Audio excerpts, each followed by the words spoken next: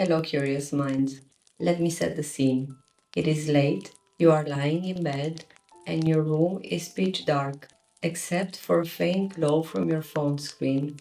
You close your eyes and try to relax, but just as you are on the edge of sleep, your brain hits you with the weirdest question. Why do we never see baby pigeons? Or maybe, what if all the ants in the world teamed up and took over?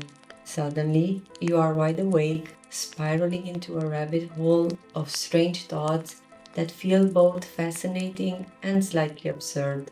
Why does this happen to us when we are supposed to be sleeping? Why does our brain refuse to switch off when all we want is a peaceful night of rest?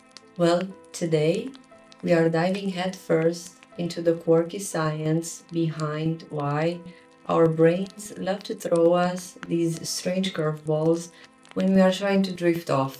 First, let's talk about the basics. Why does our brain decide that bedtime is the perfect moment to get all philosophical on us? The answer lies in how your brain operates when it is not focused on specific tasks. You see, during the day, we're often so caught up in work, socializing, and everyday responsibilities that our brains are occupied with conscious, goal directed thought. But when the lights go off, your brain doesn't have those external distractions anymore. And that is when the real fun begins. Enter the default mode network, or DMN, the brain's idle mode.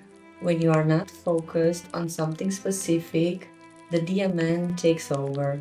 It's like your brain's internal screensaver, but instead of bouncing logos, it's bouncing around random thoughts. Studies show that the DMN is responsible for mind wandering, daydreaming, and those spontaneous bursts of creativity that seem to come out of nowhere.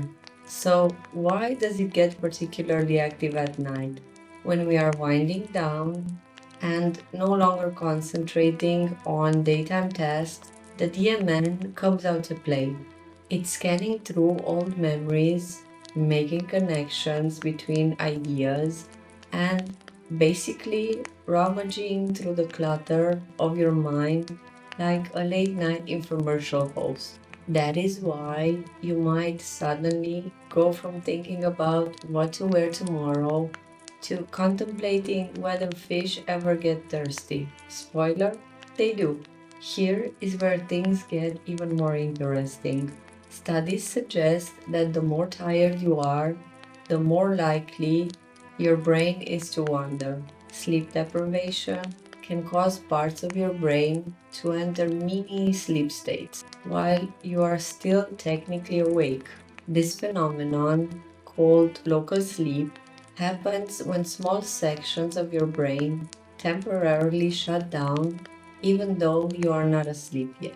When this happens, your brain's ability to focus declines, and you are left with disjoint, random thoughts, hence the weird questions. It's as if your brain is trying to nap, but at the same time, it is still semi active and drifting through odd musings. In fact, scientists have found that these micro sleep states are directly linked to an increase in mind wandering. During these moments, parts of your brain, especially those that control impulse and logical thinking, are sort of on a break. This leads to less self regulation and more free flowing, unpredictable thoughts. So, when you are lying in bed, overtired, and unable to sleep, your brain is basically a playground for strange, quirky ideas. Okay, so now we know that the brain likes to get creative when we are not actively focusing on something. But why does it seem like the strangest, more random thoughts happen when we cannot sleep? Here's where the neuroscience gets fascinating. Studies show that the hippocampus, which is involved in processing memories, communicates with other parts of the brain during periods of mind wandering. This is why random memories and thoughts seem to pop up out of nowhere at night. Essentially, your brain is sorting through the day's experiences, storing information, and making connections. While it's doing this, it's like your brain is on shuffle mode and you're hearing snippets from all kinds of playlists, old memories, future worries, and bizarre hypotheticals. But what's even cooler is that these seemingly random thoughts aren't just random, they are often linked to problem solving.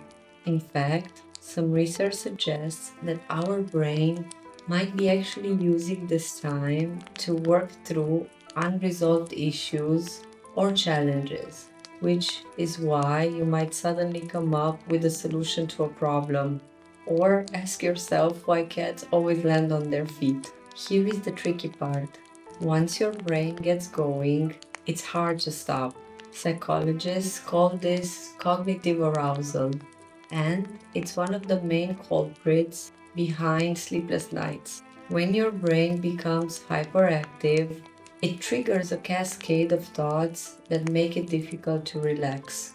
This overactivity is also linked to anxiety, which can make it even harder to switch off those wandering thoughts. What's worse, the questions your brain throws at you tend to be unsolvable, at least in that moment. You're not going to figure out the meaning of life or whether time travel is possible at 2 a.m. But your brain loves chewing on these big, abstract problems, which keeps you in a cycle of thinking instead of sleeping. Now, before you start cursing your brain for sabotaging your sleep, there is some good news. The same brain regions that are responsible for all this late night questioning are also responsible for creativity and problem solving. The default mode network, which is so active during mind wandering, is thought to play a crucial role in creativity. In fact, some of the world's greatest ideas were born from this wandering state of mind. Albert Einstein famously came up with his theory of relativity while daydreaming, and the chemist Friedrich Kekulé discovered the structure of benzene molecule after having a vivid daydream-like vision of a snake eating its tail. So, while your midnight questions might seem random or silly in the moment, they are actually part of your brain's creative process. It's during these quiet, unfocused moments that our minds are free to make connections between seemingly unrelated ideas. Now that we know why our brains love to wander at night, what can we do about it? Well, one way to handle the flood of midnight questions is to embrace them. Instead of fighting your thoughts, try keeping a notebook by your bed and jotting down any weird or interesting ideas that pop into your head. Not only will this help clear your mind, but you might stumble upon a creative solution to a problem or even a cool new idea for a project. That said, if you are looking to get more sleep and fewer questions, there are some strategies you can try. Mindfulness meditation, for instance, has been shown to reduce cognitive arousal and help quiet the mind before bed. You can also try progressive muscle relaxation to help your body relax, which can signal to your brain that it's time to wind down. So, the next time you find yourself lying in bed, wide awake, wondering about the mating habits of sea cucumbers, or what would happen if we could hear in space, just remember your brain is doing what it does best, exploring, connecting, and imagining. I'm Mari, and this is Midnight Question. Join me next time as we dive into more late night curiosities. Who knows? Maybe you will find that the strangest questions are the ones worth asking. And hey, if you can't sleep, you might as well stay curious, right? Until next time, sweet dreams and even sweeter questions.